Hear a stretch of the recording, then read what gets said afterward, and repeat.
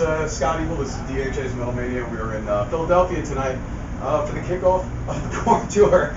And I'm sitting here with my head wrapped in a towel with Brian and Welch. Once again, dude, it's great to finally sit down and talk to you. Wake up!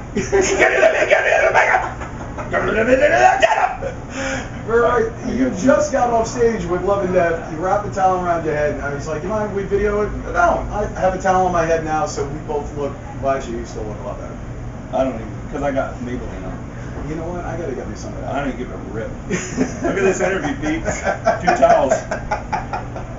So we're hanging out with Brian Welch of the band Korn. It's so cool to finally be able to say that once again, man. I gotta ask, man, how did it happen? Because Jonathan was just in here, and not too long ago, we spoke to him, and he said very kind things about you. It always seemed like the spot was always open for you to come back, and now you're finally here. How did it happen? Who called who first? I think it was like the up and down thing. You know? My thing was like, I don't want to do that. I'm just walking away. You know, I'm doing a new thing with the managers. He just walked in and walked out. They kept hitting me up like every 6 months. Hey, man, how you doing? Yeah, we can talk. You know, you're doing a new record. You cool with that? Stuff like that. I was like, I would just like ignore him. I wouldn't call him back because I didn't want to do it, and I kept saying no. It's because you didn't want to do it with the guys. You just didn't want to do Korn anymore. I don't want to do Korn right then because there were still like party issues in the band, and gotcha. Drugs, and I don't want to be around that. But I'm not like all weird about it either. Like if people do it, it's cool. You're not gonna be like, about, get that out of here. It's about destructing your like total destruction of life. I can't be around that. I won't be around that. But if someone's you were like around it for a long time. Yeah. If someone's like having a good time, like having a couple drinks or what, you know, and I could be around that because it's not, you know. But yeah, it had to be a time in 2012, like when I hooked up with these guys last year, it was like everybody's in a good place, you know, and I was like, wow, everybody wants to live now. Everybody went through their own demons and got rid of it or took care of their own problems. And it's just, and on top of that, I needed to be home with my daughter. I wasn't about to try to go to. You got a baby girl? Yeah. How old? 15 now. Wow. See, she turned 15. She's like, oh my gosh, Dad, you don't kind of like be with me every day, go to school or something. So I was like, all right, I'm going back to work. I got a niece. That's the best I got right now. Really? And she still likes hanging out with me. But I can imagine at 15 she ain't gonna want Kids are fun until they turn 13.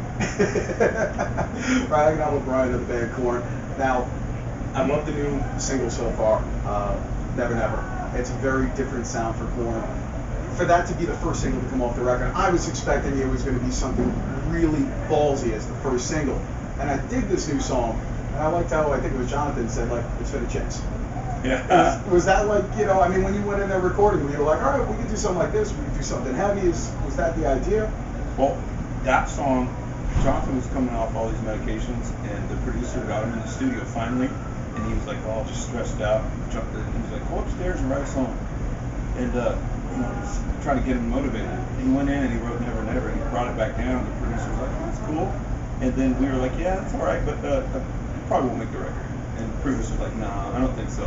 It's not like up on this level. And then like a few months later, he added vocals to it, and the producer was like, dude, this is awesome. This is gonna be really good.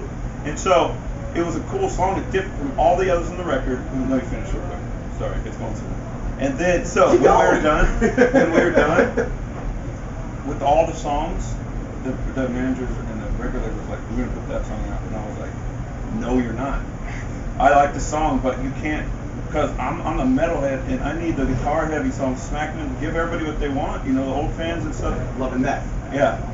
But they're like, no, we can't, we're gonna do Never. And John agreed, and like someone else agreed, but I got in a fight with the managers, but then we agreed to release Love and Meth as the internet like single, and then spice it up with other songs too.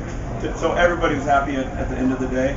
And dude, I'm telling you, like right now, the song's climbing the rock radio chart. Like the last one to do this good was like Here to Stay. So wow. So they were right. You know? Does that suck having to go back and go, oh, yeah, okay. No, because I always go, I know you were right, but I was right too, because I still would pick a different song. But you don't know if another song would have went to the same chart position, you know? You don't know, but that's why you release single number 2. Yeah, I think it was good too though, because it caused controversy, you know? Like some fans were like, yeah, Jake Black, and the other fans were like, you're not a Korn fan then, da, da, da. And so it got them talking, and the Korn fans need to have a voice, and they all fans have a voice, you know? All fans, just about any band, can be very fickle at times. Well, dude, the fans are the ones that put the bands. They choose who goes on tour and who goes on radio festival. If you're big, then they choose you. They make you big. So it's like they have a lot to say, you know. But I think at the end of the day, they when we did the Never Never video, they saw that and the song grew on them. And now we have a different type of live version. It's the same version, but it's just heavier live. There's a lot more guitars and stuff, so people are warming up. I always thought Korn sounded heavier live than on the albums. Yeah, always, yeah.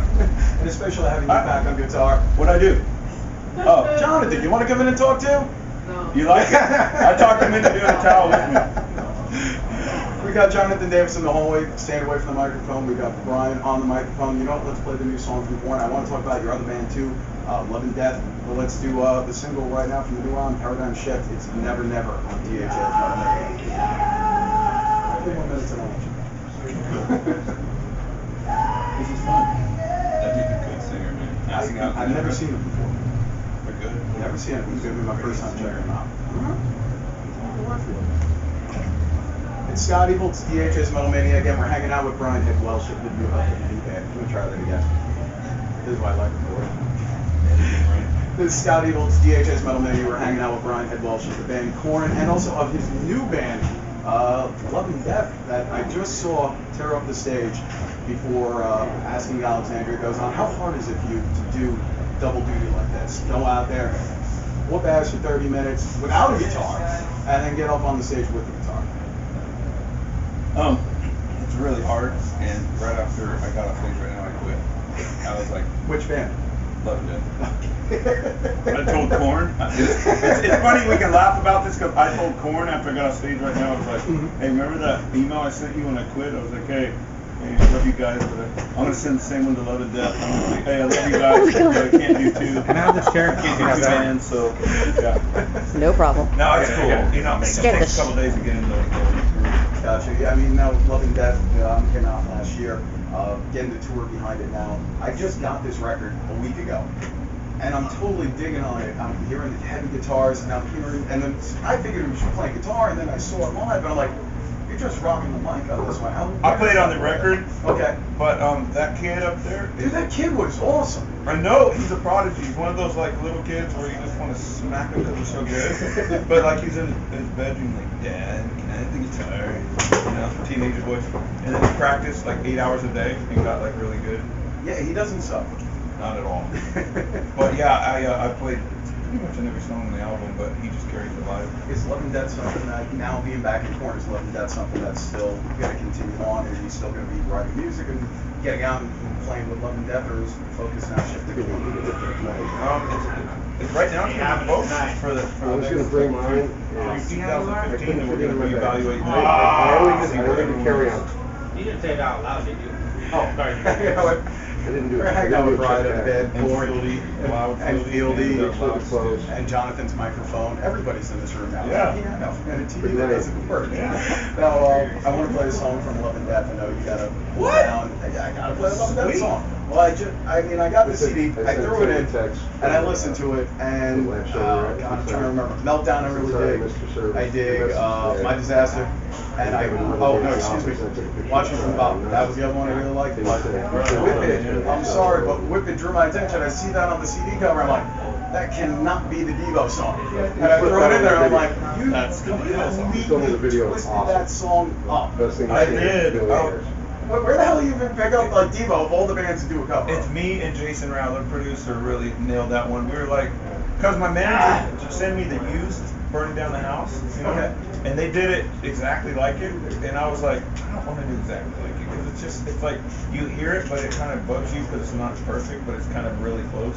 So I was like, I want to do something and kind of twist on it. All right. So that's what we did, and but the band liked it so much, they're like, because we don't get paid for doing covers, you know? Right. Like, so they're like, why didn't you just put different lyrics, man? That could have been our song. And I was like, all right. It's pretty much, it is your damn song now. yes, take that, DJs. Let's do it right now. Brian, again, thank you so much for hanging out. Yeah, man, thank you. Korn.com. Thanks for putting the towel on. Hell yeah, dude. We put the towel on because after stage, it's the best thing to do for long hair people. He has long hair. I'm taking this towel into the audience tonight just because it's comfortable. You should. It's damn soft. Why just shave your head? No. I have a big oblong scar. I look like the dude from Full Metal Jacket. Just grow your beard, and the attention will go from here to here. If I could only grow a beard. Brian, thank you so much. It's Love and Death and Whip It right here on Metal Mania. Yeah.